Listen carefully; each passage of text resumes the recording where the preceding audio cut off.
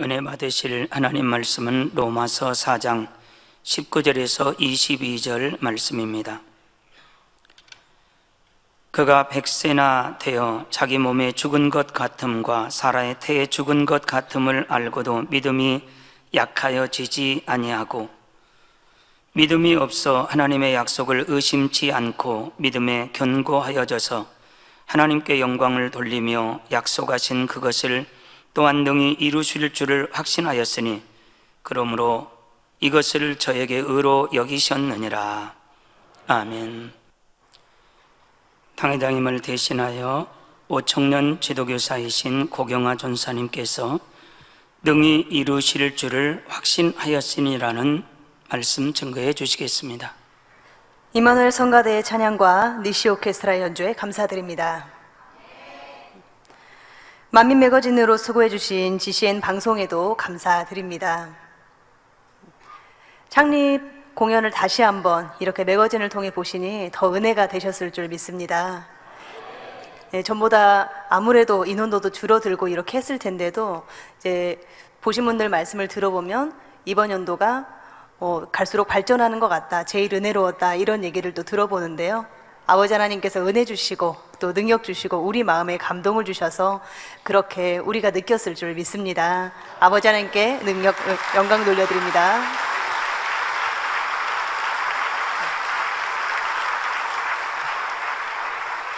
네, 사랑하는 성도 여러분, 2004년에 당회장님께서 풀어주신 선 설교를 바탕으로 해서 성경에 등장하는 선진들의 선을 살펴보고 있습니다.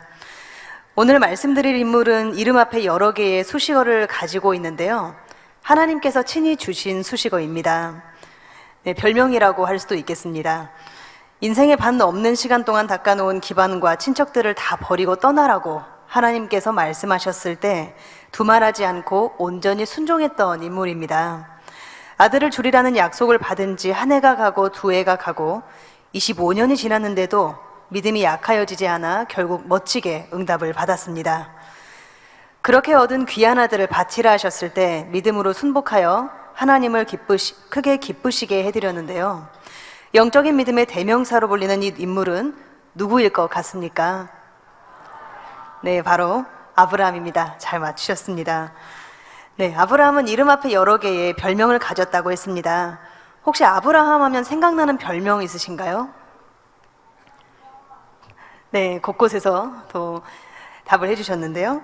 믿음의 조상, 복의 근원, 그리고 야고보서 2장 23절에 나오는 하나님의 벗도 있겠습니다.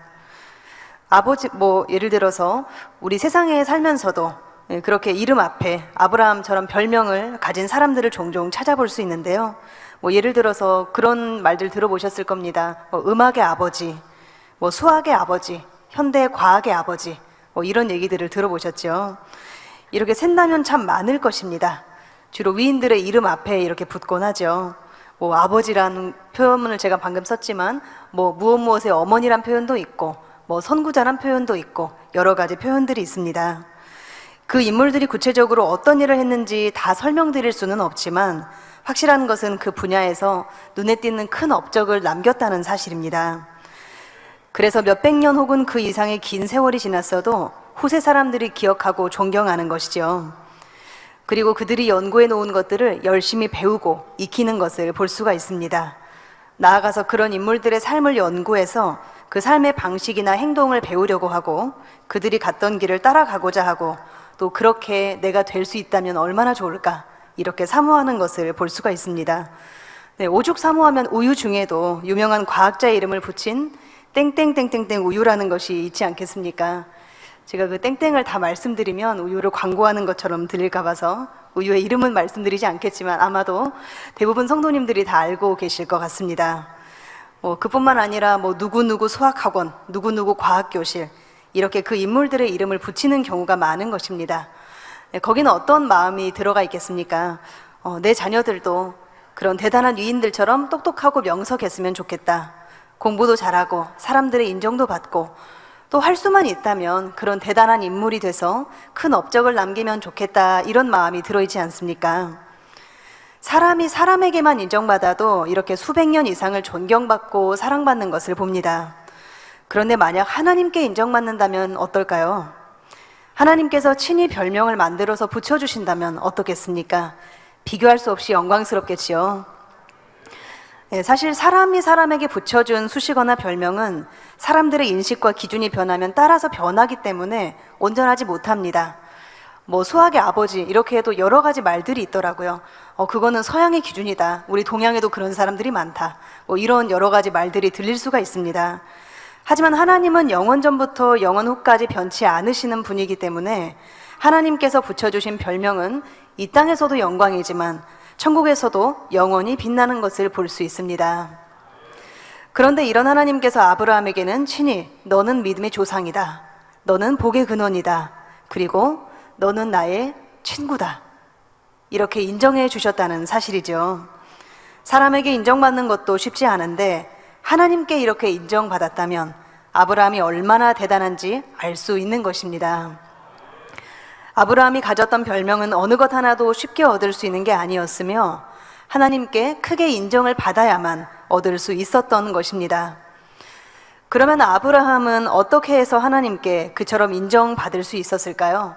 바로 그의 지극한 선 때문이었습니다. 아브라함은 그동안 많은 설교 중에 자주 예화로 등장해서 우리에게 친근한 인물입니다. 하지만 이 시간엔 선의 관점에서 재조명해 보도록 하겠는데요. 오늘 말씀을 들으시면서 사랑하는 성도님들은 이러한 아브라함의 선에 대한 말씀이 증거되는 동안 아브라함의 선이 저와 여러분의 마음에도 가득히 임하기를 간절히 사모하며 말씀을 들으시면 좋겠습니다. 결론부터 먼저 말씀을 드리자면 아브라함의 선 첫 번째는 바로 관용과 양순입니다. 두 번째는 사심이 없고 정직하며 성실했다는 것이고 세 번째는 온전한 순종의 행함을 보였다는 것입니다. 그렇게 아브라함의 선을 아름답게 이루어서 더욱 아버지 하나님과 친밀한 성도님들이 되시고 아버지 하나님께서 예비하신 모든 복을 마음껏 받아 누릴 수 있는 선한 그릇들이 되시기를 사랑하는 주님의 이름으로 기원드립니다. 네, 이후로 나오는 이제 아브라함은 사실 아브라함 선지자라고 우리가 칭해야 되는데 이제 설교인이기 때문에 존칭을 생략하고 말씀드릴 테니 이해해 주시면 감사하겠습니다. 사랑하는 성도 여러분, 하나님께서 인정하시는 아브라함의 선 첫 번째는 바로 관용과 양순입니다. 첫 번째 우리가 보통 이렇게 연말에 또 이렇게 송구영신 예배 되면 한나에 하나만 이렇게 쓰도록 이렇게 하시는데 아브라함의 선도 1번 관용, 2번 양순이 돼야 되는 거 아닌가? 왜 두 가지를 한꺼번에 묶어서 이렇게 하나 할 수 있겠지만 사실 관용과 양순은 비슷한 면이 있어서 하나의 짝으로 묶을 수가 있는 것입니다. 둘 다 마음이 진리로 변화되는 만큼 임하는 넉넉하고 여유로운 마음이라는 공통점이 있기 때문입니다. 관용과 양순이 무엇인지 하나하나 살펴보기 전에 왜 마음이 진리로 변화되면 여유가 생기는지부터 먼저 설명을 드려야 할 것 같습니다. 혹시 그런 얘기 들어보신 적 있나 모르겠습니다. 바둑 두는 사람보다 옆에서 훈수 두는 사람이 더 잘 본다. 이런 말 들어보셨나요? 심지어는 훈수 두는 사람이 단이 더 낮은데도 때로는 바둑을 두는 사람이 못 보는 수를 옆에서 찾아내곤 합니다.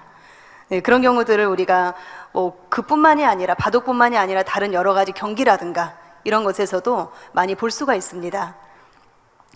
직접 두는 사람의 실력이 훈수 두는 사람의 실력보다 낮다고 해도 이겨야 한다는 부담 때문에 눈이 가려지면 쉬운 것도 못 보게 된다는 의미입니다.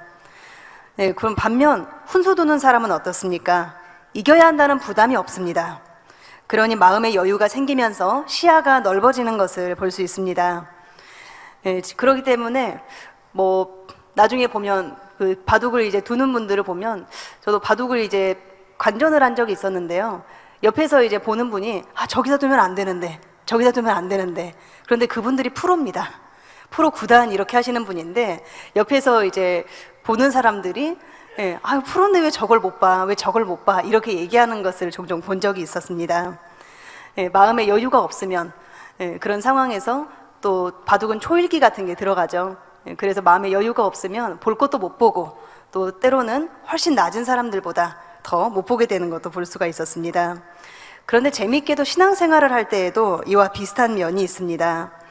우리가 어떤 일을 할 때 자기 유익을 구하며 집착을 하면 진리를 분별하지 못할 때가 참 많은 것을 볼 수가 있습니다. 심지어 어떤 것이 진리인지 분별이 되었어도 당장의 유익을 쫓고자 진리를 포기하는 경우들도 봅니다. 그러나 우리가 사사로운 마음, 이 사심을 버리고 진리를 마음에 채우게 되면 눈앞의 유익을 취하고자 하는 마음이 사라지게 됩니다. 그럼 자연스럽게 그 자리를 진리의 생각에 채우게 되겠지요. 사심이 사라지면 마음의 조급함이 사라집니다. 왜냐하면 내가 저걸 취해야 되겠다, 내가 저걸 가져야 되겠다, 가지려면 어떻게 해야 되지? 이런 생각들이 사라지기 때문에 그만큼 영적인 여유가 생기게 되는 것입니다. 이렇게 영적인 여유가 있으면 어떤 좋은 점이 있을까요? 바로 옳은 것을 쉽게 분별할 수 있게 됩니다. 우리가 말씀을 들어서 알았어도 실생활에 적용하지 못하는 경우들이 많습니다. 그런데 마음에 이렇게 사심을 버리고 진리를 이루게 되는 만큼 그 상황에서 진리가 먼저 떠오르기도 하고, 그리고 그 안 좋은 것들, 때로는 사심 가운데 내가 악한 것들을 취하려는 마음이 없기 때문에 바로 마음의 명철의 길로 분별이 되는 걸 볼 수가 있습니다. 그리고 진리를 행하는 것도 어렵지 않게 되고 다른 사람에게 선을 베푸는 것도 쉽게 느껴지게 됩니다. 당장은 손해를 보는 것 같을지라도 하나님께서 더 큰 복으로 갚아주실 것을 믿으며, 또한 그렇게 복을 주지 않으신다 할지라도 진리를 행하는 것이 더 행복하게 느껴지기 때문입니다.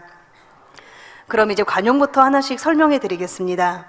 먼저 관용은 진리가 마음에 풍성하게 임하면서 진리의 자유함이 생기기 때문에 자신이 가진 것을 전부 내어줄 수 있는 마음입니다. 간단하게 말씀드리면 내 안에 있는 것들을 전부 내어주는 그런 마음이라고 했습니다. 상대를 위해서 시간, 노력, 관심, 섬김, 나아가서 심지어는 생명까지도 내어줄 수 있게 됩니다. 그렇다고 해서 단순히 다른 사람에게 많은 것을 베푼다, 나눈다, 그렇다고 해서 그게 다 관용인 것은 아닙니다. 고린도전서 13장 사랑장에도 그런 구절이 있죠. 내가 내게 있는 모든 것으로 구제하고 또 내 몸을 불사르게 내어줄지라도 사랑이 없으면 뭐라고 하셨을까요? 아무 유익이 없다라고 말씀해 주셨습니다. 내 전 재산을 털어서 구제하고 손발이 닳도록 봉사하는데도 사랑 없이 하는 사람도 있다라는 말입니다. 관용은 그러한 것이 아닙니다. 마음의 진리가 풍성하게 임했기 때문에 내가 가진 것을 모두 내어줄 수 있게 되는 그러한 마음을 말씀하시는 것이죠. 이렇게 자기를 다 내어주려면 어떻게 해야 되겠습니까? 먼저는 내 사심이 있으면 안 될 것입니다. 사심은 사사로운 마음이라고 했습니다. 내 유익을 구하는 마음, 내 취향, 내 주장, 내 습관, 내 자존심, 이렇게 내가 사사로운 것을 고집하는데 어떻게 자신을 내어줄 수 있겠습니까? 심지어 그런 경우도 볼 수 있죠. 두 개 중에서 두 개의 물건이 있는데 이걸 상대방에게 택하라고 얘기를 합니다. 그런데 뭐 예를 들어 빨간색과 파란색이 있습니다. 그러면 상대방에게 이거 둘 중에 하나 골라, 내가 너한테 줄게라고 얘기를 하면서 속으로는 그래도 상대방이 빨간색을 택하면 좋겠는데 난 파란색이 더 좋은데, 마음속으로 정말 그 조그만 거 하나를 주면서도 순간 사심이 발동하게 되면 내 마음의 기쁨으로 내어주지 못하는 경우들을 많이 볼 수 있습니다. 하물며 더 큰 것을 줘야 된다고 하면 어떠하겠습니까? 그렇게 기쁨으로 줄 수가 없게 되는 것을 봅니다. 이렇게 아무리 내가 어떤 말씀을 통해서 감동을 받고 이제는 내가 모든 것을 내어줘야지 이렇게 결심한다 할지라도 내 속에 사심이 있다 보면 정작 중요할 때 이 모든 것을 내어주는 그런 행함이 나올 수가 없게 됩니다. 또 자신을 다 내어주려면 사심만 없다고 되는 것이 아닙니다. 마음의 진리가 가득해야 합니다. 마음의 진리가 조금밖에 없으면 그 조금 있는 진리 안에서밖에 줄 수가 없습니다. 조금밖에 줄 수가 없습니다. 그렇지만 진리가 가득하면, 넘치면 또 아낌없이 내어줄 수가 있습니다. 마음의 진리가 임하는 만큼 상대를 사랑하게 되기 때문에 내 것을 나눠주어도 아깝지 않고 남이 나보다 잘 되는 것도 불안하지 않습니다. 진리가 마음에 가득하면 내 안에 하나님의 사랑이 넘치고 풍성하게 됩니다. 그래서 상대가 더 잘 될 수 있도록 도와주게 되고 또 더 많이 누리도록 내 것까지 내어줄 수 있게 되는 것이죠. 이렇게 마음에 진리를 가득 채워서 풍성하고 넉넉한 관용을 이루게 되면 눈앞의 작은 유익에 연연하는 것이 아니라 하나님께서 주시는 더 큰 복을 받을 수가 있습니다. 다음으로 양순을 설명드리겠습니다. 양순은 진리 안에서 이도 가하고 저도 가하지만 그 중에서도 하나님께서 더 기뻐하시는 편을 택할 수 있는 마음입니다. 네, 진리 안에서 이도 가고 저도 가지만 상대방 하나님께서 더 기뻐하시는 편을 택할 수 있다 했습니다. 네, 그래서 양순이 참 대단한 마음입니다. 네, 진리 안에서 어느 게 더 하나님께서 보시기에 합당한 것인가를 고르는 마음이기 때문에 이런 분들은 비진리냐 진리를 택하는 질문에는 당연히 진리를 택할 수밖에 없게 됩니다. 네, 보통 사람들은 그런데 진리와 비진리를 놓고 고민을 많이 합니다. 진리를 택하면 좋긴 한데 내 유익을 좇으려면 비진리를 택해야 되니 그 안에서 고민하고, 또 악으로 나오는 상대에게도 선과 진리의 말을 해야 되는 건 아는데 내 안에 비진리가 있고 감정이 있어서 자꾸 비진리의 말이 나오려고 합니다. 그러면 이 말을 한마디 해주고 싶은데 해줄까 말까 이렇게 진리와 비진리 사이에서 사람들은 보통 고민을 하게 됩니다. 그렇게 고민하다가 욕심에 져서 비진리를 택하는 경우도 참 많이 있습니다. 그래도 둘 사이에서 고민이라도 하면 참 감사한 일입니다. 고민할 새도 없이 비진리가 툭 튀어나온다면 양순과 그만큼 거리가 멀다는 것이죠. 그런데 양순은 그런 단계들을 다 통과해야 들어갈 수 있는 단계입니다. 양순의 마음을 가진 사람이라면 진리와 비진리라는 선택지가 있을 때 아마 잠시도 고민하지 않을 것입니다. 비진리를 택해야 내게 유익이 된다 할지라도 당연히 진리를 택할 것입니다. 나아가서 두 선택지 모두가 진리인데도 어느 쪽이 더 깊은 선일까? 하나님은 어느 쪽을 더 기뻐하실까를 고민합니다. 이것이 바로 양순입니다. 선악의 구별조차 흐릿해진 세상에 살면서 악을 버리고 선을 쫓는 것도 아름다운데 선 중에서 어느 편이 더 하나님 기뻐하시는 편인가를 선택하고 고민하는 자녀가 있다면 하나님께서 보시기에 얼마나 예쁘겠습니까? 그래서 때로는 아브라함에 대한 설교를 들으시는 분들이 약간 아브라함은 예시가 어려운 것 같아요 라고 하는 분들이 가끔 계시더라고요. 그렇게 느끼시는 이유가 진리와 비진리 가운데서 우리가 분별하는 그 문제가 아니라 한 차원 더 업그레이드 돼서 동일한 진리 안에서 어느 것이 더 하나님 기뻐하시는 것인가, 이걸 선택하는 분야가 많기 때문에 아마 좀 어렵게 느끼실 수도 있을 것 같습니다. 성도님께서도 들으실 때 그런 영적인 수준을 한 단계 끌어올려서 들어주시면 좋을 것 같습니다. 이렇게 마음에 양순이 있으면 자연히 밖으로 드러나게 됩니다. 마음이 선하고 아름다운데 그런 분이 입을 열면 당연히 선하고 아름다운 말이 나오지 않겠습니까? 행동도 마찬가지이고요. 그래서 양순의 마음을 가지면 단물만 내는 입술의 열매와 선하고 아름다운 행함의 열매를 맺게 된다 했습니다. 물론 겉모습만 아름답고 선하게 꾸민다고 해서 그것을 양순이라 하지 않습니다. 마음속에 있는 진리가 밖으로 드러나서 그런 행동들이 나와야 그것을 양순이라고 한다는 사실입니다. 이렇게 관용과 양순은 의미는 좀 다르지만 마음속에 진리가 풍성히 임해야 나오는 모습이라는 것은 같은 것입니다.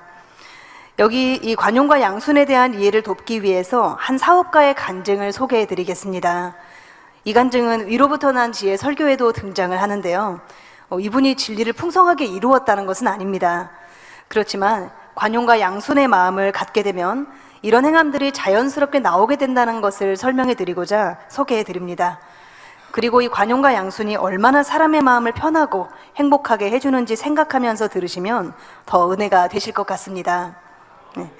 한 사업가가 있었습니다. 그는 큰 사업체를 갖고 있지만 처음에는 변두리 아주 작은 가게에서 시작했습니다.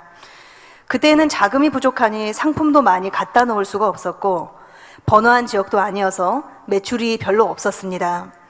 그런데 이 사업가는 수익을 남기겠다는 마음보다 상대가 잘 될 수 있도록 섬기겠다는 마음으로 손님들을 대했습니다.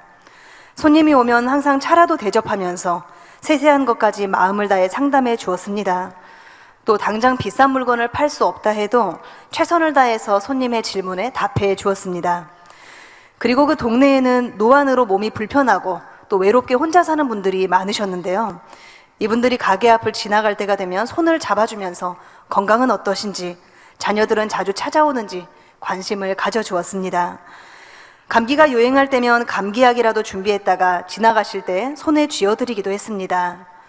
그렇다고 해서 비위를 맞춰서 물건을 사게 하려고 가식적으로 베푼 것은 아니었습니다. 돈에 욕심이 있는 사람들이라 한다면 이런 행동들이 별로 이렇게 돈이 될 만한 행동들이 아니죠. 그래서 보통 그런 시간에 부유한 손님들을 상대를 한다거나 또 저축을 하는 게 낫다라고 생각을 할 수도 있습니다. 그러나 그분은 욕심으로 그런 것이 아니라 정말 동네 사람 하나하나에 관심을 갖고 넉넉한 사랑을 베풀었습니다. 가게에 들어왔다가 물건을 안 사고 다시 나갑니다.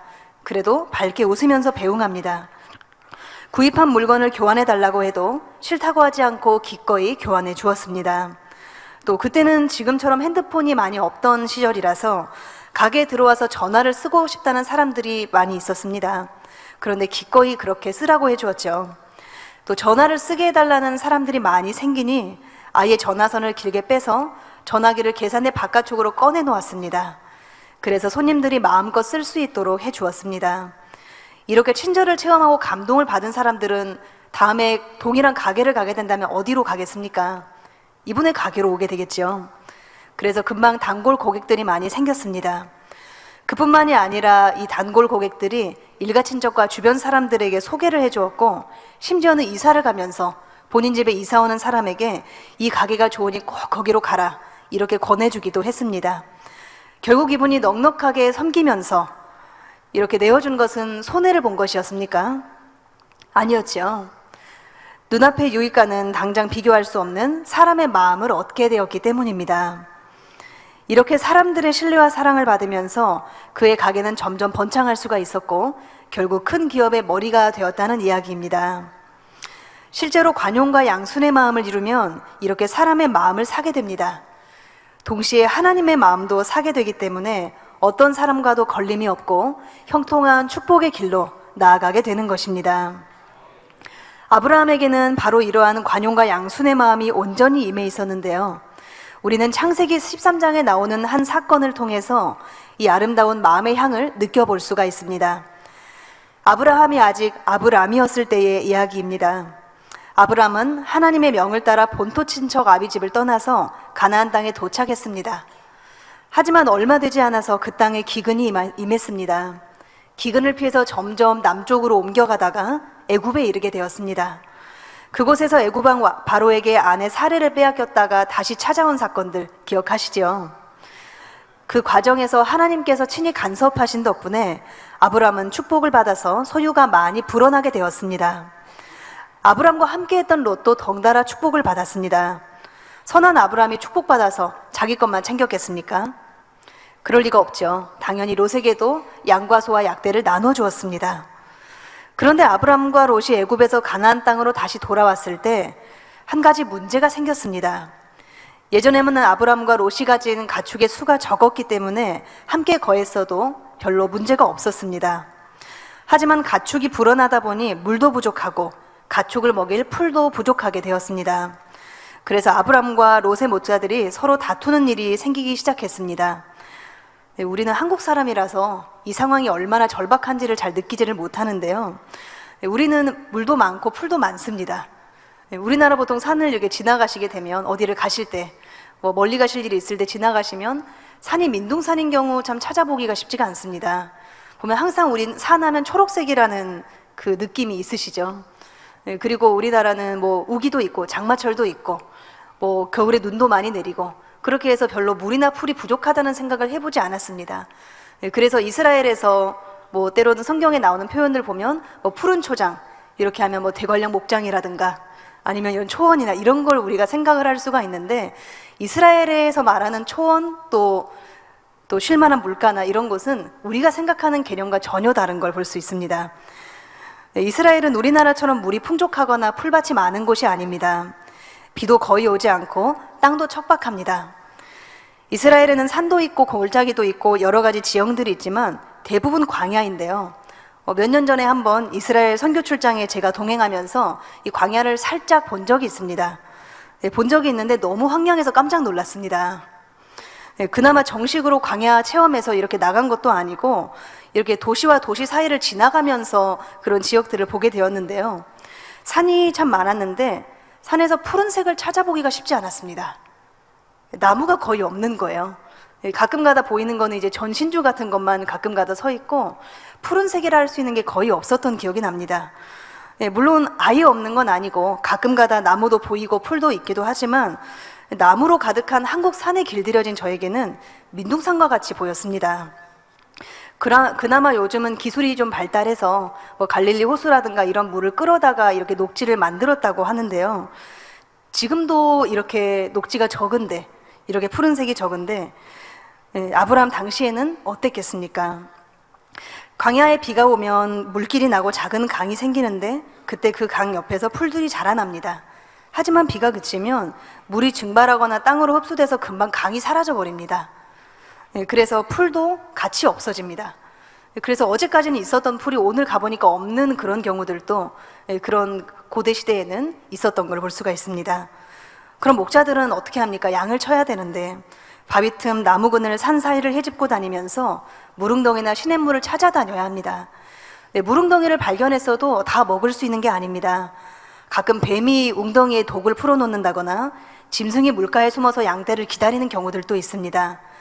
요즘처럼 수돗물이 있는 것도 아니기 때문에 물을 찾지 못하면 양떼는 그대로 몰사할 수밖에 없게 됩니다. 이렇게 물이 귀하다 보니까 성경에도 우물을 가지고 싸움을 하는 장면을 종종 찾아볼 수가 있는 것입니다. 풀도 마찬가지겠죠. 풀도 물이 있는 곳에서 자라지 않습니까? 그래서 장소가 거의 겹치게 되는 것이죠. 그래서 이렇게 풀과 물이 있는 곳을 먼저 취하는 것은 아브라함 당시 사람들에게는 생명을 걸 만큼 중요한 일이었습니다. 아브라함과 롯도 이 다툼을 피해갈 수가 없었습니다. 아브라함은 목자들이 서로 다툰다는 말을 들었습니다. 둘 중 하나는 그곳을 떠나는 것밖에는 방법이 없습니다. 이때 모든 일에 화평하기 원했던 아브라함이 조카 롯에게 제안한 내용이 바로 창세기 13장 8절에서 9절에 나옵니다. 아브라함이 롯에게 이르되 우리는 한 골육이라 나나 너나 내 목자나 네 목자나 서로 다투게 말자. 다투지 말자고 하는 것이죠. 네 앞에 온 땅이 있지 아니하냐. 나를 떠나라. 네가 좌하면 나는 우하고 네가 우하면 나는 좌하리라 했던 것입니다. 아브라함은 질서상 얼마든지 자신이 먼저 좋은 땅을 취할 수 있었는데도 그 우선권을 포기하면서 조카 롯에게 선택권을 넘겨주었습니다. 이에 롯은 어떻게 했습니까? 삼촌 아브라함의 호의를 사양하지 않았고 물도 넉넉하고 더 기름진 땅을 찾아서 떠났습니다. 저는 설교를 준비하면서 참 죄송하지만 롯이 예의가 없기는 없구나, 도리를 모르긴 하는구나, 이런 생각을 하게 되었습니다. 롯이 아브라함이 축복받을 때 그에게 가축을 받아서 함께 복을 받았지 않습니까? 그러면 자신의 목자들에게 적어도 이렇게 얘기를 해줄 수는 있는 것이죠. 나는 삼촌께 큰 은혜를 입었다. 지금 있는 장소가 좁고 물과 목초지가 부족하긴 하지만 혹여라도 가축을 치다가 삼촌의 목자들과 마주치게 되면 먼저 양보하거라. 이렇게 얼마든지 얘기할 수 있는 것 아닙니까? 게다가 아버지가 일찍 돌아가시고 그런 자신을 거두어준 삼촌이니 아버지와 같은 은혜가 있는데 그런 은인을 섬기는 도가 너무 부족한 것을 볼 수 있습니다. 롯은 아브라함에게 당연히 좋은 땅을 양보했었어야 합니다. 물론 아브라함은 이때 롯이 양보를 했다 할지라도 다시 롯에게 선택권을 주었을 것입니다. 그러나 그랬다 해도 도리를 알고 은혜를 안다면 롯은 어떻게 해야 되겠습니까? 자신이 먼저 척박한 땅을 택한다 할지라도 삼촌에게 좋은 땅을 돌려야 했겠지요. 아브라함이 계속해서 권한다 해서 내가 이 정도 했으면 할 도리를 다 했지, 이렇게 좋은 땅을 택해 나간다면 이는 마음 중심에서 은혜를 아는 것이 아니고 도리를 다했다 할 수가 없습니다. 물론 처음부터 좋은 것을 단번에 택하는 사람보다야 낫겠지만 정녕 은혜를 안다면 자기가 먼저 이렇게 좋은 땅을 택해 나갈 수는 없는 것이죠. 그런데 성경에 보면 롯은 한 번도 사양하지 않고 자기의 좋은 땅을 택해 나갔습니다. 그러니 그 마음됨이 어떠한지가 잘 드러나고 있습니다. 하지만 이때 아브라함의 마음은 어땠을까요? 서운해하거나 감정을 품지 않았습니다. 아브라함의 마음이 진리로 풍성해서 넉넉하고 여유로웠기 때문입니다. 마음에 넉넉한 사랑이 있으니 롯이 사양하지 않고 자기 좋은 것을 취해갔어도 롯의 마음을 능히 이해할 수 있었습니다. 이해가 되니 불편하겠습니까? 불편하지 않고 서운하지도 않았죠. 여기에 주고 또 줄 수 있는 관용의 마음이 있었기 때문에 보살펴주고 가축도 주고 좋은 땅까지 양보했어도 그 넉넉한 마음에서는 롯에 대해서 아무 걸림이 없었습니다. 아마도 롯이 떠나면서 삼촌아 다른 거 필요해요, 다른 거 좀 더 주세요, 이렇게 요구했다고 한다면 아마 아브라함은 흔쾌히 내어주고 또 내어주었을 것입니다. 그리고 아브라함에게는 이것도 저것도 가하되 하나님께서 기뻐하시는 편을 택할 수 있는 양순의 마음이 있었습니다. 보면 아브라함에게 두 가지 선택지가 있었죠. 연장자로서 좋은 땅을 택하는 것도 가하고, 먼저 택해가는 것도 가하고, 그 권리를 롯에게 양보하는 것도 가합니다. 둘 다 옳습니다. 빚을 리가 아닙니다. 아무거나 선택해도 죄가 되지 않는 상황입니다. 그렇지만 성도님들 보시기에도 어느 편이 더 깊은 선 같으십니까? 내가 택하는 걸까요? 아니면 양보하는 걸까요? 아시는데 대답이 잘 안 들리는 것 같습니다. 하지만 이제 양보하는 게 더 맞다라는 거, 더 하나님 보시기 깊은 선이라는 거 다 아마 아실 것 같습니다. 네, 그렇습니다. 바로 하나님께서 더 기뻐하시는 선택은 양보였습니다. 아브라함은 그것을 알았고 선택했고 행했습니다. 이것이 바로 양순입니다. 말씀을 준비하면서 참 저도 참 회개도 많이 하고 저에 대해서 많이 돌아보게 되는 시간이 있었습니다. 자, 우리는 이렇게 관용과 양순에 대한 말씀, 이런 것들을 참 오랫동안 많이 들었는데 나는 얼마나 이루었나? 라는 걸 생각해 보았습니다. 한참 멀었구나, 열심히 달려가야 되겠구나 라는 마음을 갖게 되었습니다. 한 번은 성도님들이 이제 식사를 하시는 자리였던 것 같아요. 그래서 그런 장면을 제가 본 적이 있습니다. 한참 이제 변화되기 위해서, 또 섬기기 위해서, 영으로 들어가기 위해서 노력하는 그런 과정이었는데, 아마 이렇게 두 분이 같이 드실 수 있는 그런 음식을 드시고 계시다가 이제 마지막 하나가 남았던 것 같습니다. 근데 그것을 한 분이 이제 푹 찔러서 가져가시는 거죠. 아마 그분 거였던 것 같아요. 그분이 뭐 예를 들어 8개고 2명이었으면 4개씩 먹지 않습니까? 그럼 아마 마지막 자기 것을 이제 가져가면서 이제 한숨을 쉬면서 그렇게 얘기를 하십니다. 내가 관용의 마음이 있었으면, 내가 선의 마음이 있었으면 이것을 양보를 했을 텐데 내가 그런 마음이 부족하기 때문에 양보를 못하겠네요. 죄송합니다. 이번엔 내가 먹겠습니다. 이런 얘기를 들어본 적이 있습니다. 때로는 우리는 이제 알면서도 진리가 무엇인지 알지만 때로는 행하지 못하는 경우들이 있죠. 그렇다고 해서 이런 성결의 복음 말씀을 들을 때 마음에 민망해 하시거나 아유 나는 언제 이루나 이렇게 생각하지 마시고, 우리가 표대를 향하여 날마다 힘차게 달려가다 보면 언젠가 또 아버지 주시는 은혜가 우리에게 임하지 않겠습니까? 사랑하는 성도 여러분, 하나님께서 인정하시는 아브라함의 선 두 번째는 사심이 없고 정직하며 성실했다는 점입니다. 아브라함은 본래 마음이 아름답고 고왔습니다. 그리고 많은 것을 포용할 수 있는 넓은 마음을 가진 사람이었습니다. 중심이 좋았던 것이죠. 하지만 타고난 중심이 좋다 해도 다듬어지지 않으면 사용할 수가 없습니다. 온전해질 수가 없습니다. 방금 캔 금덩어리가 아무리 순도가 높아도 그걸 바로 그릇으로 사용할 수가 있겠습니까? 묻어있는 흙도 털어내고, 비록 적다고는 하지만 불순물도 빼내야 되고, 모양도 만들고, 이렇게 가공을 거쳐야 비로소 요긴한 일에 사용될 수 있는 것이지요. 그래서 하나님께서는 아브라함의 마음 그릇이 아름답고 크긴 하지만 더 온전한 그릇으로 나오도록 하기 위해서 이런저런 연단과 시험을 허락하셨던 것입니다. 물론 아브라함이 받았던 연단은 다른 선진들이 받았던 연단과는 성격이 조금 다르다 할 수가 있습니다. 비교해서 한번 살펴보겠습니다. 예를 들어 모세 선지자는 자신이 철저히 죽어져야 하는 연단을 받았습니다. 40년 처가살이를 하면서 양을 치면서 자기를 깨뜨려야 했고, 그 과정에서 많은 눈물을 흘려야 했습니다. 그 과정에서 나는 뭐든지 할 수 있다, 이런 자신감도 다 깨지고, 내 방법도 깨지고, 의와틀도 깨지고, 하고 싶은 것도 깨지고, 하기 싫은 것도 깨지고, 자기의 모든 것이 다 깨어져야만 했습니다. 이렇게 하라 해도 아멘, 저렇게 하라 해도 아멘, 이럴 수 있는 마음까지 철저히 낮아지고 죽어졌습니다. 모세는 그때야 비로소 새로운 믿음의 눈이 뜨이고 믿음이 온전해질 수가 있었습니다. 엘리야 선지자는 또 반대입니다. 반대로 유약한 성품을 깨뜨려서 담대해져야 하는 연단이 있었습니다. 엘리야는 평소 자기를 드러내거나 무엇을 주장하지 않았습니다. 다른 사람이 무엇을 주장하면 자기 주장을 관철하기보다 차라리 굽히는 것이 좋았던 유한 성품을 가졌습니다. 그런데 이런 엘리야 선지자는 죽음의 위협을 무릅쓰고 3년 가뭄을 선포해야 했고, 서슬퍼런 아합 앞에 나아가야만 했습니다. 갈멜산에서 혈혈단신으로 이방 선지자들과 대적하고 자신을 죽이려는 이세벨을 피해 도망가면서 마음의 연단을 심히 겪기도 했습니다. 이렇게 연단을 겪는 과정에서 아버지 하나님을 굳게 의지함으로 담대하게 변화되었고, 어둠이 관영한 이스라엘을 깨우는 큰 선지자로 쓰임받았던 것입니다. 그런데 아브라함은 이런 연단의 시간을 눈물로 보낸 것이 아니라 소망과 믿음 가운데 하나님 앞에 정직히 행함으로 결국은 축복을 받아낸 약간 다른 케이스입니다. 특별히 자신을 쳐서 복종시켜야 했다거나 철저히 깨뜨려야 했다거나 아니면 심히 고되고 힘든 상황에 빠졌다거나 하지 않았습니다. 다른 선진들이 겪은 거에 비하면 평안하게 보여질 정도입니다. 물론 그렇다 해서 아브라함에게 고뇌할 일이나 번민하고 애통할 일이 전혀 없었던 것은 아닙니다.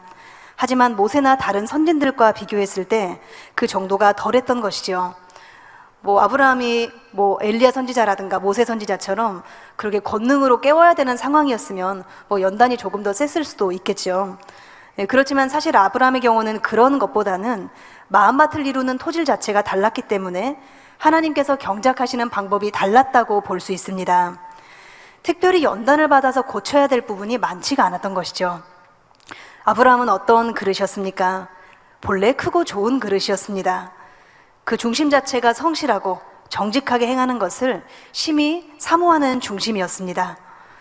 그래서 그에게는 일을 대충 한다거나 덜렁대는 모습도 없었습니다. 마음과 생각이 항상 정돈되어 있었기 때문이죠.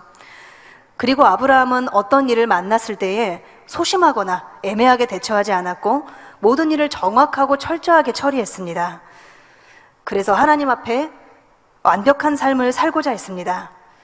그리고 아브라함에게는 온전한 믿음이 있었기 때문에 하나님 앞에서 자신은 아무것도 아님을 중심에서 인정하는 동시에 하나님의 능력으로는 모든 것을 할 수 있다. 이러한 마음이 있었습니다. 그래서 혹 어떤 어려움을 만난다 할지라도 전혀 흔들림이 없었던 것입니다. 하나님께서 해결 못할 문제는 없기 때문입니다. 그런 마음에다 정직하고 성실한 행함까지 더해지니 어떻게 될까요? 당연히 아브라함의 길은 축복의 길이 될 수밖에 없었습니다. 아브라함의 중심, 철저한 성품, 정직, 성실 등등 그의 모든 모습들이 하나님께서 보실 때에 선으로 인정되었다는 사실입니다. 반면에 어떤 사람들은 믿음으로 행한다고 말을 합니다. 하지만 사심이 있다 보니 숨기고 속이면서 나태하게 행하는 것도 볼 수가 있습니다. 제대로 심지도 않고 감나무에서 감이 떨어지길 바라면서 이렇게 나는 믿음으로 기다리고 있으니 축복이 올 거야. 이렇게 얘기하는 것입니다. 그러나 하나님께서 축복 주실 것을 정녕 믿는 사람은 그 약속을 믿기 때문에 더욱 성실하고 정직하게 행하게 된다는 사실입니다. 당연히 그럴 수밖에 없죠. 축복의 그릇을, 합당한 그릇을 만들어야 하는데 얼마나 바쁘겠습니까? 축복의 약속을 받기 전보다 받은 후가 사실 더 바빠져야 되는 것입니다. 우리도 그런 약속들을 또 성경을 통해서도 약속을 받고 그리고 마음에 또 하나님 말씀으로도 이렇게 약속을 받을 때가 있습니다. 물질의 축복을 주겠다. 이러이러하면 물질의 축복이 온다. 아니면 우리를 새 예루살렘에 이끌어 드리겠다. 내가 너를 사랑한다. 또 우리 만민재단 같은 경우는 세계를 이루리라는 그런 약속을 마음에 품고 있죠. 그런데 이런 약속을 받게 되면 그 다음부터 더 우리가 우리 삶을 정돈되게 살아야 되고 더 정직하고 성실함으로 이 축복받을 만한 그릇을 준비해 나가야 된다는 사실입니다. 축복을 받았다, 나는 약속을 받았다라는 데에서 우리가 만족하고 끝나는 것이 아니라 내가 물질의 축복을 받는다, 주신다고 했다, 아니면 나를 사랑하신다고 했다, 새 예루살렘에 이끌어 들이신다고 했다. 그럼 내가 이렇게 새 예루살렘에 가기 위해서는 어떻게 준비해야 되지? 그런 약속에 합당한 자가 되기 위해서는 어떻게 준비해야 되지? 이런 마음으로 우리 삶을 만들어 나가야 될 줄 믿습니다. 아브라함은 바로 이렇게 정직하고 성실했기 때문에 하나님께서 약속해 주신 모든 말씀들이 그대로 성취될 수가 있었습니다. 네, 아브라함이 받았던 약속들은 참으로 대단한 축복의 말씀들이었는데요. 한번 성경을 상고하면서 쭉 읽어보겠습니다. 창세기 12장 12절에 내가 너로 큰 민족을 이루고 네게 복을 주어 내 이름을 창대케 하리니 너는 복의 근원이 될지라. 또 13장 14, 15절에는 눈을 들어 너 있는 곳에서 동서남북을 바라보라. 보이는 땅을 내가 너와 네 자손에게 주리니 영원히 이르리라. 또 16절에는 또 자손에 대한 말씀을 주셨죠. 내가 네 자손으로 땅의 티끌 같게 하리니 사람이 땅의 티끌을 능히 셀 수 있을진데 네 자손도 세리라. 또 17장 4절에는 내가 너와 내 언약을 세우니 너는 열국의 아비가 될지라. 6절에는 내가 너로 심히 번성케 하리니 나라들이 네게로 쫓아 일어나며 열왕이 네게로 쫓아 나리라. 네, 이렇게 엄청난 말씀들을 주셨습니다. 네, 겹치는 내용들은 읽어드리지 않았는데요. 그것까지 하면 더 많습니다. 복의 근원이 되리라 하셨고 열국의 아비가 될 것이라 하셨습니다. 넓은 땅과 후손들을 주겠다 하셨고 수많은 유력자가 그 후손 중에서 나올 것이라고 했습니다. 하나같이 이런 대단한 말씀이었는데 이런 축복을 받으려면 받을 그릇이 되어야 되고 또 주신 축복을 감당할 능력도 있어야 할 것입니다. 그렇기 때문에 이런 대단한 축복을 하나님께서 아무에게나 주실 수 없었던 것이죠. 만약에 받을 만한 그릇도 되지 않는데 아무에게나 축복의 말씀을 주신다면 어떻겠습니까? 그 사람도 준비되지 않았기 때문에 축복을 못 받고 그리고 결국 하나님 말씀도 성취될 수가 없지 않습니까? 하지만 아브라함은 하나님께서 한 번 주신 말씀을 생명처럼 받아서 마음에 깊이 새겼습니다. 그리고 그 축복이 이루어질 때까지 10년이고 20년이고 변함없이 기다렸습니다. 그래서 범사에 하나님을 기쁘시게 하는 행함만 또 골라서 성실하게 쌓아나가는 걸 봅니다. 축복받지 못할 하나님 영광을 가릴 만한 어떤 거리도 남기지 않았습니다. 그래서 결국에는 주신 모든 축복을 받아내렸죠. 그리고 하나님께 크게 영광을 돌렸습니다. 참으로 멋지지 않습니까? 이제 아브라함이 정직하고 성실하게 행했던 예시들을 성경에서 찾아보도록 하겠는데요. 들으시면서 아브라함이 어떻게 그런 행함을 할 수 있었는지를 궁금해 보시면 좋겠습니다. 아브라함은 선했으니까, 중심도 좋았으니까 그런 선한 행함이 나오지 이렇게 단순하게 생각할 수 있지만 깊게 들어가 보면 하나님에 대한 굳건한 믿음과 뜨거운 사랑을 찾아볼 수가 있습니다. 아브라함은 하나님을 사랑하기 때문에 하나님께 영광 돌리고 싶은 마음이 항상 있었고 진리 안에서 완전한 삶을 살아드리고 싶었습니다. 그리고 하나님의 축복의 말씀이 반드시 성취될 것을 믿었기 때문에 현실과 상관없이 기뻐하고 감사할 수가 있었습니다. 네, 이 부분에 초점을 맞춰 들으시면 더 은혜가 되실 줄 믿습니다. 창세기 14장에는 롯과 그의 가족이 포로로 잡혀간 사건이 나옵니다. 네, 13장에서 롯이 떠났죠. 네, 그런데 장이 바뀌자마자 이런 일이 일어납니다. 삼촌을 떠나서 좋은 땅을 택해서 떠나갔는데 그 땅에서 전쟁이 일어났고 롯과 가족들이 전쟁에 휘말리게 된 것이죠. 아브라함은 롯이 공경에 처했다는 소식을 들었을 때 모른 채 하지 않았습니다. 네, 만약에 여기서 아브라함이 감정이 있었다면 어땠겠습니까? 삼촌 은혜도 몰라보고 좋은 땅 택히 가더니 고생 좀 해봐라. 이런 마음을 가질 수도 있었을 것입니다. 네, 보통 사람 같았으면 그럴 수도 있습니다. 하지만 아브라함은 롯이 잡혀갔다는 소식을 듣자 바로 집에서 길리고 연습한 자 318인을 이끌고 단까지 쫓아갑니다. 이스라엘 땅 중남부 지역에 살았었는데 북쪽 맨 꼭대기까지 쫓아가서 가족들을 구해온 것이죠. 그리고 그들을 구하기 위해서 적을 물리치다 보니까 자기도 모르게 롯이 속한 소돔 왕의 편에 큰 도움을 주게 되었습니다. 결국 아브라함 덕분에 아브라함이 큰 공을 또 세워주어서 소돔 왕의 편이 승리하게 되었고 이제 소돔 왕은 아브라함의 답례를 하고자 합니다. 그래서 전쟁에서 얻은 물품, 이 전리품을 아브라함이 취하도록 권하는 것을 봅니다. 네, 원래 전리품은 전공에 따라서 나누니까요. 그런데 아브라함은 단칼에 거절합니다. 여기서도 우리는 무엇을 알 수가 있습니까? 바로 아브라함이 전리품에 관심이 없었다는 것입니다. 사실 전리품을 받는 것은 당연히 받을 대가를 받는 것이니 빚을 리가 아닙니다. 하지만 아브라함은 모든 축복을 오직 하나님께로부터만 받으려 했습니다. 사람 편에서 유익을 쫓아서 사사로이 부를 쌓기를 원치 않았습니다. 오직 영혼이 잘 되는 만큼 하나님께서 주시는 복으로만 부해지기를 원했던 것이지요. 그리고 하나님께만 영광 돌리기를 원했습니다. 바로 이러한 마음이 하나님 앞에 정직한 마음이라 인정되었고 하나님께서는 이렇게 행하는 아브라함을 선하다고 인정해 주셨습니다. 그리고 잠언 11장 3절 전반전에 정직한 자의 성실은 자기를 인도한다 하신 말씀처럼 아브라함은 계속 하나님께서 예비하신 축복의 길로 인도받아 나갈 수가 있었습니다. 만약 아브라함의 사사로운 마음이 있었으면 어땠을까요? 전리품을 취하고자 했을 것이죠. 그리고 모든 상황을 자신에게 맞게 합리화했을 것입니다. 나는 전쟁을 승리로 이끈 주역이고 소돔 왕에게 큰 은혜를 베푼 은인이야. 그렇기 때문에 전리품을 취하는 것은 결코 부당하게 자기 욕심을 채우는 것이 아니야. 그리고 전쟁에 승리할 수 있었던 것도 하나님께서 함께 하셔서 가능했기 때문에 전리품은 하나님이 내게 주신 복이야, 이렇게 떳떳하게 받고자 했을 것입니다. 그러나 아브라함은 어떠한 사사로운 유익도 취하려 하지 않았습니다. 어떤 재물에 대한 욕심이나 사사로운 유익을 좇고자 하는 마음이 그에게는 전혀 없었기 때문이었습니다. 이렇게 저와 여러분도 축복을 받기 위해서는 가장 먼저는 사심을 버리고 정직하게 행할 수 있어야 하겠습니다. 자기 욕심을 따라서 우선 눈에 보이는 유익을 조차 행하다 보면 하나님으로부터 복을 받을 수가 없기 때문이죠. 이에 대해서 잠언 28장 10절에는 정직한 자를 악한 길로 유인하는 자는 스스로 자기 함정에 빠져도 성실한 자는 복을 얻는다고 했습니다.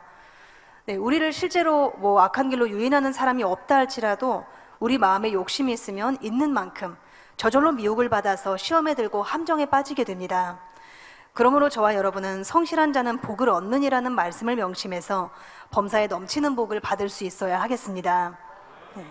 성도 여러분, 이렇게 아브라함은 자신이 취한다 해도 허물이 되지 않는 것을 취하지 않았을 뿐 아니라 공으로 거저 얻을 수 있었던 것도 반드시 정가를 지불했던 것을 볼 수 있습니다.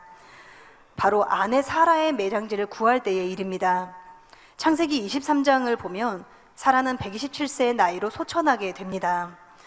그때 아브라함과 함께 살고 있던 헷 족속은 아브라함에게 사라를 매장할 꿀을 거저 주겠다고 제안합니다. 네, 매장할 굴이라고 하니 잠시 이스라엘의 무덤에 대해서 설명을 드릴까 합니다. 네, 우리나라에서는 어떻게 이 무덤을 씁니까? 동굴에다 이렇게 하는 거 보신 적 있으십니까? 거의 본 적이 없으시죠? 네, 우리나라에서는 보통 흙을 이렇게 높게 쌓아서 잔디를 입히는 그런 모양의 묘가 많은데요. 네, 요즘은 그렇지 않을 것이지만 고대 이스라엘에서는 주로 자연 동굴이나 바위를 깎아서 만든 동굴을 묘로 사용했다고 합니다. 네, 우리나라하고 그 문화가 좀 다르죠. 그래서 예수님께서 살리셨던 나사로도 어디 있었다고 했나요? 돌로 된 무덤에서 나왔다고 했습니다. 그리고 예수님께서도 십자가에 달려 돌아가신 다음에 바위를 파서 만들어진 무덤에 안치가 되셨던 것입니다. 그런데 보통 생각을 해보셔도 동굴을 묘로 사용하게 되면 불편한 점이 한두 가지가 아닙니다. 원하는 위치에 동굴이 있는 경우가 많겠습니까? 보통 그렇지 않죠. 그리고 설령 바위를 파서 동굴을 만든다 할지라도 얼마나 고되겠습니까? 그래서 우리나라의 경우보다 매장지를 찾기가 훨씬 어려웠습니다. 그래서 좀 가정에 여유가 있고 이런 분들은 생정에 적당한 곳에 바위를 파두었다가 미리 바위를 파내서 묘를 만들어 두기도 했었다고 합니다. 근데 일꾼들을 수십 명씩 부리는 부자가 아니면 자신과 가족의 힘으로 바위를 파야죠. 장비도 없던 시절에 얼마나 힘들었겠습니까? 게다가 이렇게 힘들게 동굴을 만들었는데 한 사람만 매장하고 끝내겠습니까? 그렇지 않을 것입니다. 그래서 한 번 만든 동굴은 자연스럽게 자신뿐만 아니라 가족들을 위한 묘가 되었다고 합니다. 이런 동굴을 다른 사람에게 준다, 이것은 쉽지 않은 일이었을 것입니다.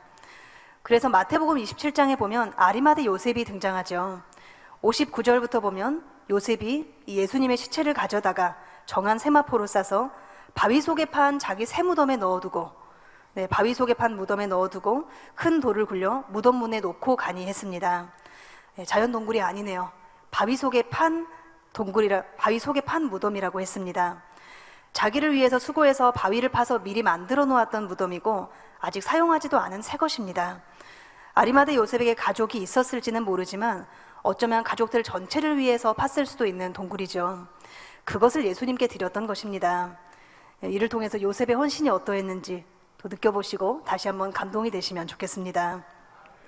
네, 다시 본문으로 돌아와서요. 헷 족속이 아브라함에게 주겠다고 했던 동굴이 자연 동굴인지 본인이 만든 건지는 알 수가 없지만 아브라함에게는 굉장히 반가운 제안이 아닐 수 없었습니다. 그것도 공짜로 주겠다고 합니다. 여기에 아브라함의 마음을 편안케 해주는 말 한마디까지 덧붙입니다.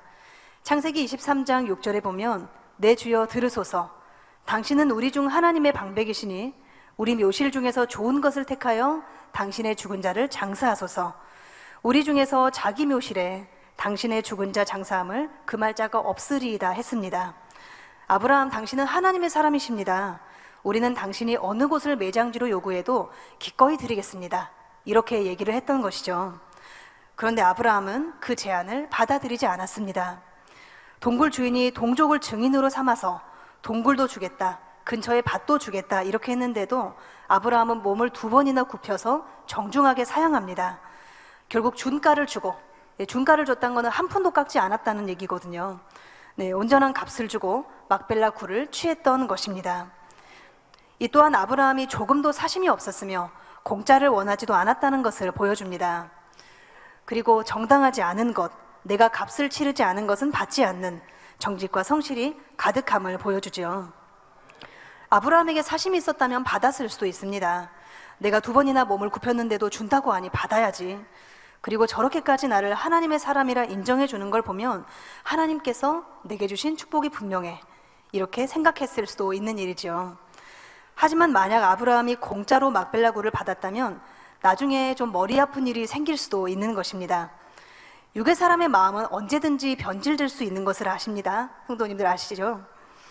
그래서 당장은 거저주겠다고 하지만 훗날 세월이 많이 흐르고 나면 마음이 변해서 다시 땅을 돌려달라 할 수도 있는 것입니다. 동족 앞에서 맹세했어도 동족이 같이 입을 다물어 버리면 그만인 것 아닙니까? 그러면 매장지를 옮겨야 되는 난처한 상황이 발생할 수 있습니다. 이런 훗날 상황까지 내다볼 수 있었던 아브라함은 아예 그러한 문제가 생기지 않도록 근본적으로 문제의 소지를 없앴습니다. 그것도 창세기 23장 18절에 성문에 들어온 헷 족속 앞에서 아브라함의 소유로 정한지라 이렇게 기록된 대로 아브라함은 매장지에 대한 거래를 많은 사람들 앞에서 공식적으로 함으로써 어떠한 문제의 소지도 남기지 않았습니다. 이는 아브라함에게 선의 지혜가 있기에 가능한 일이었죠. 앞서 소돔 왕이 권하는 전리품을 취하지 않은 것도 하나님께만 영광을 돌리고 싶은 선한 마음과 함께 선의 지혜 가운데 나와진 일이었습니다. 이때 전리품을 받았다면 훗날 아브라함이 더 부해졌을 때 육의 사람인 소돔 왕은 아브라함이 부해진 것이 자기 덕분이다, 이렇게 말할 수 있는 것입니다. 그러면 하나님의 영광을 가리게 되지 않습니까? 그래서 창세기 14장 22절 23절에서 아브라함은 천지의 주제시여 지극히 높으신 하나님 여호와께 내가 손을 들어 맹세하노니 내 말이 내가 아브라함으로 치복해 하였다 할까 하여 네게 속한 것은 무릇 한 실이나 신들매라도 내가 취하지 아니하리라 했던 것입니다. 여기서 치부할까 하여 라고 하셨는데, 치부라는 것은 이를 치에 부유할 부자를 써서 부에 이르다, 부를 쌓다라는 의미입니다. 그래서 내가 아브라함으로 치북해 했다, 이 얘기는 내가 아브라함이 부자가 되도록 내가 만들었다 라는 의미가 되겠죠. 그리고 신들매는 신발끈을 얘기를 하죠. 다시 말해서 소돔 왕 당신이 내가 아브라함에게 전리품을 줘서 아브라함이 부유해졌다 이렇게 말할까 봐서 당신이 준 것은 실 한 타래라도 신발끈 하나라도 받지 않겠다라고 말한 것입니다. 아브라함은 이렇게 단호하게 사양함으로써 하나님의 영광을 가릴 만한 조금의 거리도 남기지 않았습니다. 너무나 지혜롭게 행했던 것이죠. 바로 이러한 지혜는 아브라함이 중심에서 정직함과 성실함이란 선을 좇고자 했기에 나와진 선의 지혜라는 사실입니다. 우리도 당회장님을 통해서 간증을 들어본 적이 있습니다. 초신자 때, 그때는 이제 병이 있으셨고 치료받은 지 얼마 안 되셨기 때문에 그때는 정말 돈이 너무나 필요한 그런 상황이지 않으셨습니까? 그런데 친척들이 도와줘서 내가 좋은 자리를 알아봐 주겠다, 여기 이렇게 좋은 자리에 와서 이렇게 일하라 라고 말씀을 하셨을 때 당회장의 마음에는 나는 하나님께만 영광을 돌리고 싶은데, 나는 하나님께만 축복을 받아서 내가 이렇게 부해졌다라고 영광을 돌리고 싶은데 라는 마음이 있으셨다라고 했습니다. 그래서 주변 친척들, 가족들이 이렇게 좋은 자리로 오라고 얘기를 했을 때도 가지 않으셨다고 얘기를 하셨죠. 그리고 또 하필 또 주의를 어겨야 되는 그런 상황이 있기 때문에 하나님의 영광을 더 가리지 않았겠습니까? 그렇게 했더니 결국에 아버지 하나님께서 축복을 주셔서 교회도 부흥하게 하시고 또 여러 가지 부족됨이 없이 채워주시고 결국에는 영광을 돌리셨던 것을 우리는 볼 수가 있었습니다. 이렇게 우리는 아브라함의 손에서 또 찾아볼 수 있는 것처럼 축복의 길을 어떻게 가야 되는지를 우리는 많은 것들을 배웠습니다. 그래서 이런 말씀들 하나하나를 마음에도 생각하면서 나도 사모합니다, 나도 이러한 축복을 받기를 사모합니다라는 간절한 마음으로 우리가 또 앞으로 나아가야 될 줄 믿습니다. 결론을 말씀드리겠습니다. 사랑하는 성도 여러분, 오늘은 아브라함의 선 3가지 중에 2가지 분야를 먼저 말씀드렸습니다. 아브라함의 선 첫 번째는 관용과 양순이며 두 번째는 사심이 없고 정직하며 성실했다는 점이었죠. 세 번째인 온전한 순종의 행함에 대한 분야는 다음 시간에 말씀드리도록 하겠습니다. 성도 여러분, 저는 이번 설교를 준비하면서 아브라함이 축복받을 만한 그릇이었음을 더 확실하게 느낄 수가 있었습니다. 아무리 아브라함의 연단이 다른 선진들에 비해 강하지 않았다 해도 어디까지나 다른 선진들에 비해서 그렇다는 것이지 연단이 없거나 약했던 것이 아닙니다. 우리가 아브라함의 상황이 되어서 그 상황에 빠졌다 한다고 하면 이 연단 아무것도 아닌데 약하다, 이렇게 할 수가 없는 것들이 많습니다. 아내를 빼앗기거나 혹은 조카가 좋은 땅을 택해서 먼저 떠난다거나 이런 경우를 만났다 한다면 아브라함은 멋지게 통과를 했지만 또 저 같으면 말도 못하면서 속으로 또 속을 태우고 힘들어하지 않았을까, 이런 생각을 해보게 되었습니다. 더군다나 주신다고 한 아들이 10년이 지나고 20년이 지나도 소식이 없으면 보통 사람 같으면 수십 번도 넘게 원망하고 의심하고 이랬을 수도 있는 일입니다. 하지만 아브라함은 그렇지 않았습니다. 의심하지 않은 것은 물론이고 너무나 확실히 믿었기 때문에 우직하게 믿음의 길을 걸으며 축복받을 만한 그릇을 만들어 나갔습니다. 연단이 왔을 때 바로 하나님의 뜻을 찾아내었고 한번 깨달은 것은 잊지 않고 바로바로 마음에 이루었습니다. 보통 사람들은 쉽게 자기가 원하는 것을 택하곤 하지만 그는 사사로이 행하는 것이 없었습니다. 오직 하나님께 최고로 영광을 돌리려면 어떻게 해야 될까를 궁구했습니다. 그리고 마음에 관용과 양순이 풍성하게 임해 있었기 때문에 연단이 오더라도 넉넉하게 이르니 이겼고요. 아브라함에게는 어떤 일도 어려움이 될 수가 없었던 것을 봅니다. 사람인 우리가 보더라도 축복받을 만한 합당한 그릇인데 하나님 마음은 오죽하셨을까 하는 생각이 들었습니다. 그리고 우리도 이런 축복을 사모하면서 기다리고 있는데 이러한 마음을 사모해서 열심히 이루어가야겠구나라는 결심을 하게 되는 계기가 되었습니다. 아브라함의 선을 살펴보면서 하나님께서는 한 번 하신 약속을 반드시 지키신다는 것을 우리 성도님들 느끼셨습니까? 하나님께서 축복을 약속하시며 손을 내미셨을 때 우리도 함께 손을 내밀어 그 손을 잡는다면 분명 그 약속은 이루어질 것입니다. 그 손을 내미는 행함이 바로 축복에 합당한 그릇을 만드는 것이라고 생각합니다. 그래서 우리 모두 아브라함의 모습을 사모하며 우리가 할 수 있는 것부터 하나하나 해나갈 수 있으면 좋겠습니다. 가장 먼저 우리가 해야 할 일은 바로 믿음이 약하여지지 않는 것입니다. 주신 약속을 상고하면서 굳게 믿는 것입니다. 아브라함은 이삭을 품에 안기까지 20년 넘게 기다렸지만 우리는 그렇게 오래 기다리지 않아도 될 줄 믿습니다. 물론 안타까운 일을 겪거나 하면 그 시간이 짧더라도 길게 느껴지는 것은 맞습니다. 하지만 저는 앞으로 우리에게 나타날 행복과 축복과 영광의 시간이 우리가 기다린 이 시간보다는 훨씬 길고 오래일 것임을 확신합니다. 그래서 그동안 들었던 말씀을 다시 한번 상고하며 우리 있는 자리에서 최선을 다해서 마음을 다해서 하나님께 영광 돌리는 삶을 살아가는 우리 모두가 되기를 간절히 기원합니다. 마지막으로 본문 말씀을 다시 한번 읽어드리고 나서 말씀을 상고하시면서 기도를 하시겠습니다. 본문 로마서 4장 19절에서 22절 말씀입니다. 그가 백세나 되어 자기 몸에 죽은 것 같음과 사라에 대해 죽은 것 같음을 알고도 믿음이 약하여지지 아니하고 믿음이 없어 하나님의 약속을 의심치 않고 믿음에 견고하여져서 하나님께 영광을 돌리며 약속하신 그것을 또한 능히 이루실 줄을 확신하였으니 그러므로 이것을 저에게 의로 여기셨느니라. 말씀 상고하시면서 함께 기도하시겠습니다. 아버지 하나님 감사합니다. 아브라함은 백세나 되어서 자기 몸에 죽은 것 같음을 알았어도 믿음이 없어지지 않았고 도리어 믿음에 견고해져서 영광을 돌렸다 하셨습니다. 우리도 이러한 마음을 간절히 사모하며 이뤄나갈 수 있게 역사해 주시고 아버지 반드시 그곳에 이룰 수 있도록 원하신 열매로 나올 수 있도록 축복하여 주옵소서. 감사하옵고 우리 주 예수 그리스도 이름으로 기도하옵나이다. 아멘. 영상을 통하여 당회장님의 환자를 위한 기도를 받으시겠습니다. 기도 받으실 때 아픈 분들은 아픈 곳이나 연약한 곳 위에 손을 얹고 기도 받으시고 아프지 않은 분들은 가슴에 손을 얹고 마음의 소원을 위해 믿음으로 기도 받으시기 바랍니다. 할렐루야. 전능하신 사랑의 아버지 하나님, 이 시간 기도받는 모든 성도님들 위해 안수하여 주옵소서. GCN과 인터넷과 화상을 통해 기도받는 지교회와 지성전 그리고 전세계 하나님의 자녀들 위에도 시공간을 초월하여 역사하여 주시기를 원합니다. 믿어지는 믿음을 주시고 부정적인 생각과 의심의 세력을 물리쳐 주옵시며 모든 시험 환난도 물리쳐 주옵소서. 머리부터 발끝까지 오장육부 뼈 마디마디 온몸의 신경 조직 세포 등 아픈 곳마다 성령의 불로 태우시고 근본의 빛으로 역사하여 주옵소서.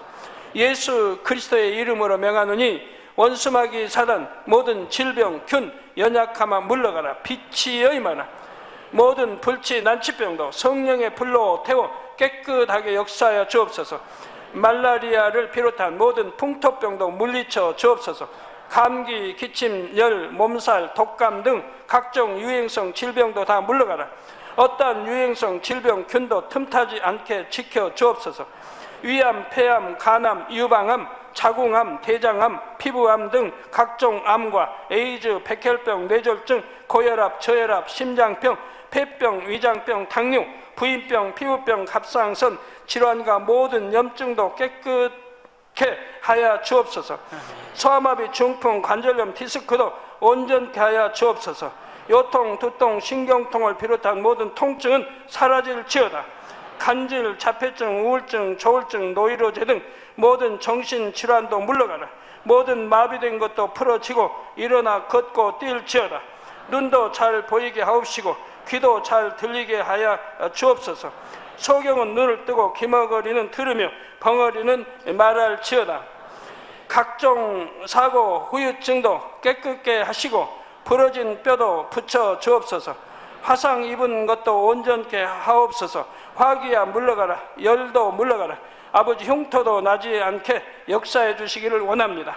마약을 비롯하여 각종 약물과 독극물 중독도 깨끗함을 입을지어다. 죽은 신경과 세포가 살아나며 죽은 자도 살아나게 하여 주옵소서.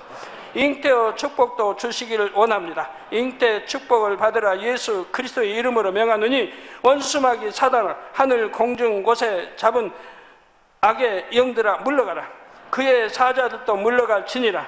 이 땅의 악한 영, 더러운 영, 거짓되고 간사한 영, 이간질하고 미혹하는 모든 어둠들은 물러가라. 모든 흉악의 결박을 풀고 어둠아 물러가라. 빛이 여임하라. 아버지 하나님, 부르짖어 기도할 수 있는 능력을 주시고 죄를 버리고 성결될 수 있는 능력을 주옵소서. 영혼이 잘됨같이 범사에 잘되게 하시고 가정의 복음화도 이루어 주시기를 원합니다. 한 주간도 모든 사고와 재앙으로부터 지켜주시고 불통이 없는 형통한 삶을 살 수 있도록 축복해 주옵소서. 성령의 불담으로 천군 천사와 주님의 불꽃 같은 눈동자로 모든 하나님의 자녀들과 가정, 일터, 사업들을 지켜주시기를 원합니다. 학생들에게 지와 명철을 더하시고 공부도 할 수 있는 뜨거운 마음과 열정도 더하여 주옵소서. 마음과 생각을 세상에 빼앗기지 않도록 지키시고 하나님을 뜨겁게 사랑하는 학생들로 축복하여 주옵소서. 하나님의 자녀들이 먹으나 마시나 입으나 무엇을 하든지 하나님 앞에 영광 돌리는 삶이 되게 축복하여 주시기를 원합니다. 나는 하나님을 만났노라, 체험했노라, 응답 받았노라, 축복 받았노라, 간증하는 입술이 되게 역사하여 주옵소서. 아버지 하나님 감사합니다. 홀로 영광 받으옵소서. 우리 주 예수 그리스도의 이름으로 기도하옵나이다. 아멘. 만민 涙の中おらる主愛の主それは命与える救いの